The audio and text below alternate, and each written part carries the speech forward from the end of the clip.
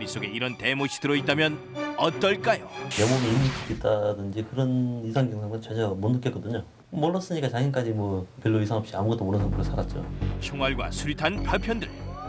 여러분은 이런 것들을 몸속에 지닌 채로 얼마나 오랫동안 지낼 수 있다고 생각하십니까? 6.25 전쟁 때 전투하고 총 쏘다 보니까 아이, 유괴감은 나지 않아. 지긋지긋하지요. 무려 53년. 어느 날 몸속에서 조금씩 자라온 10cm의 조직이 암이 아니고 거지였다는 사실을 알게 된다면 어떨까요?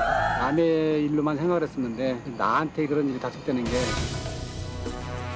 혹은 어느 날 배가 아파서 병원을 찾아갔는데 뱃속에서 9개의 칫솔과 부식된 쇠톱이 발견되는 일도 있습니다. 정말로 놀라운 세상, 아니 놀라운 인체입니다. 더욱더 놀라운 것은 이들 대부분이 자신의 몸속에 그런 게 있다는 사실조차 모르고 지낸 경우가 많다는 겁니다.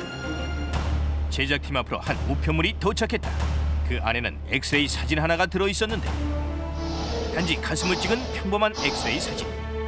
그러나 사진 속에서 한 가지 특이한 것이 눈에 띄었는데 바로 사람 몸에 있어서는 안 될 것이 발견되었던 것이다. 취재팀은 엑스레이 사진의 주인공을 만나러 아산으로 향했다.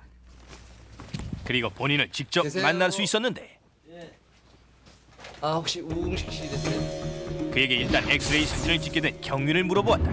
제가 한 3개월 전에요. 교통사고 나가지고서 병원에 입원해가지고 엑스레이를 찍게 됐습니다.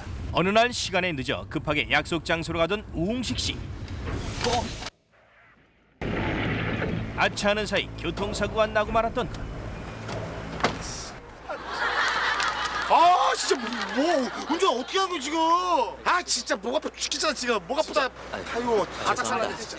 60만 원짜리 유짜리 60만 원짜리. 제가 보험 처리해드리겠습니다. 죄송합니다. 조심해야죠 진짜 사람이 진짜 젊은 사람이. 다행히 그리 큰 사고는 아니었다. 그런데 그도 가슴에 통증이 느껴져 병원을 찾게 되었는데 지금도 통증이 심하세요? 약간이요. 타박상을 좀 입으신 것 같은데 며칠 후면은 괜찮아지실 겁니다. 뭐 정 아프시면 파스를 좀 붙이셔도 괜찮고요. 뭐 뼈에는 별다른 이상이 없거든요. 아니 왜요? 이상이 있나요? 지금 왜 이러세요? 지금 뭐 하는 거예요? 이상하다. 바늘입니다, 바늘. 네? 몸속에 바늘이 있다고요. 황당했었죠. 몸에 바늘이라는 게 통째로 들어있다. 몸속에 바늘이 있다. 먼저 바늘의 정확한 위치와 상태를 알아보기 위해 CT 촬영에 들어갔는데 과연 현재 바늘은 어떤 상태로 들어있는 것인가? 환자분의 CT 사진입니다. 이 앞쪽에서 보시면 이렇게 흰 실선, 하얀 실선으로 이렇게 그 바늘의 위치가 보이는 거죠. 날카롭고 뾰족한 부분도 그대로 바늘귀까지 선명한 모습이 위협적이기만 한데 그렇다면 그 위치는? 위부터 이렇게 단면도를 찍은 겁니다. 그래서 네 번째 커트부터 하얀 점으로 나타나기 시작해서 5커트까지 나오고 있습니다.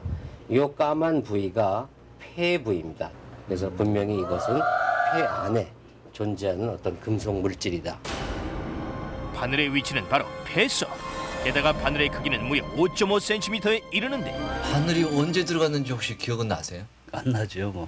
옛날에 어머님들이 포천 같은 거 꼬매시고 그러니까 그럴 때 들어가지 않았나 좀 그렇게 생각이 들고 그래요. 고통스러운 기억은 대개 4, 5세 이후 것은 다 기억한다고 합니다. 근데 이 환자분이 기억을 못하는 것으로 봐서는 그 이전에 들어간 거라고 좀 추측이 됩니다. 무려 40여 년간이나 있었을 것으로 추정되는 바늘. 그런데 그동안 아무런 통증이 없었을까? 그 누구보다 달리기에는 자신이 있었다.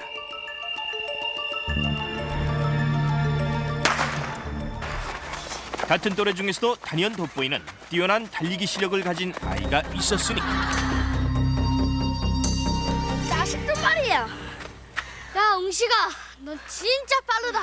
너는 매일 산삼이라도 먹냐? 안 힘들어? 야 니들이야말로 벌써부터 그렇게 비리비리 해가지고 아주 큰일 났다. 야 이 형님 좀 본받아라. 아, 진짜.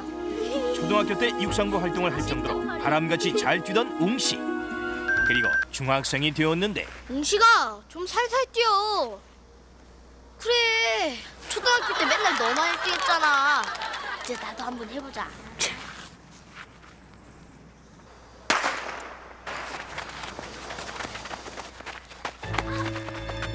끊어져 나갈 듯한 느낌이었다. 갑자기 가슴에 찾아온 원인 모를 통증. 웅식아 왜 그래? 어디 아파? 나도 모르겠어. 갑자기 뭔가 콕 찌르는 것 같더니 숨이 막혀서. 이제 괜찮아, 가자. 그리곤 곧 괜찮아졌는데 그러나 그 뒤로 웅식은 예전만큼 잘 뛸 수 없었다. 늦었잖아. 큰일 났네. 아 힘들어. 뱃속에 있다는 바늘 때문일까?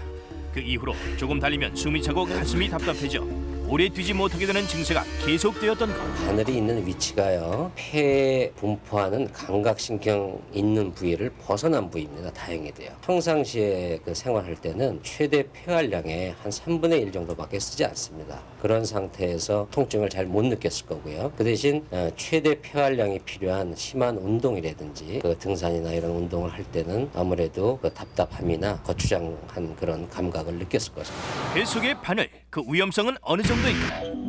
바늘이 특히 위험한 건 이리저리 옮겨 다닐 수 있기 때문. 도시 엑스레이 장치로 위치의 변화를 실시간으로 확인해 보기로 했다. 움직임이 없는 상태에서 지켜보니 바늘은 위치 변화가 없었는데 일상생활 시 몸에 움직임이 있을 때 바늘의 위치는 어떻게 될까? 놀랍게도 바늘 역시 위치가 변화하는 듯 보였다. 그렇다면 더 심한 신체 활동으로 폐활량이 커졌을 때 바늘의 위치는? 역시 바늘이 약간의 움직임을 보이는 듯. 움직이는 것 같이 보이지만 실제로는 흉곽이 움직이는 겁니다. 그래서 바늘은 지금 거의 움직이지 않고 있습니다. 바늘의 이동성은 전혀 없다는 것. 결국 등 바깥쪽에서 들어와 있던 바늘은 몸이 성장하면서 점차 폐 안쪽으로 위치하게 된 것으로 추정되는데, 그러나 그 위험성을 간과할 수는 없다고. 아주 위험한 정도는 아니지만요, 금속 편이 큰 혈관을 찔러서 다량 출혈을 갖다 만든다든지 폐 혈관에 어떤 염증을 일으키는 그런 물질로 작용을 한다면은 그때는 응급 상태가 될 수가 있겠습니다. 알았으니까 몸에 나쁘다는데 빼야죠. 도대체 인체의 수용 능력은 어느 정도나 되는 걸까요? 우선 들어온다면 그것이 그 정상적인 조직을 손상시키는 기계적 손상이 첫 번째 나타날 수 있고, 그리고 두 번째로는 시간이 지남에 따라서 염증 반응이 과대하게 나타나서 그 염증 조직이 정상적인 조직을 손상시키는 반응이 초래될 수 있을 것입니다. 당신은 어떻습니까? 혹시 자신도 모르는 사이에 뭔가 다른 걸 담고 살고 있지는 않습니까?